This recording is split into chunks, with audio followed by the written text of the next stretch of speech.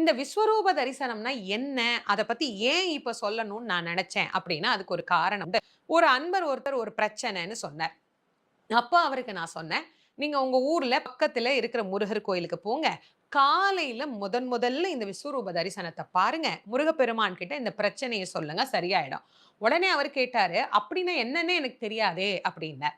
விஸ்வரூபம் என்றால் என்ன? அப்படிங்கிறத நான் இப்போ உங்களுக்கு தெரியாதவங்களுக்கு தெரியப்படுத்துறேன். முருகப்பெருமான் தன்னுடைய அவதாரத்துல விஸ்வரூப தரிசனம் அப்படிங்கிறத தேவர்களுக்கு தான் யார் என்பதை புரிய வைப்பதற்காக விஸ்வரூபமாகி காட்டுறாராமா. ஏன்னா தேவர்கள் மனசுல, அதுவும் குறிப்பா தேவேந்திரன் மனசுல ஒரு சந்தேகம் இருந்தது. சிவபெருமானுடைய சக்தி இல்லாத இன்னொரு சக்தி என்னை அழிக்க முடியாது அப்படின்னு வரம் வாங்கி இருக்கிற சூரபதுமன் கிட்ட ஒரு சின்ன குழந்தைய முருகப்பெருமான அனுப்புறாரே சிவபெருமான், இவர் எப்படி நம்மள காப்பாத்திருவாரு அப்படிங்கிற ஒரு எண்ணம் இருந்தது. அவர் முருகனை எப்படி பார்க்கிறாரு? ஏதோ ஒரு குட்டி குழந்தை, சின்ன பையன் அப்படின்னு நினைச்சு பார்க்கிறார்.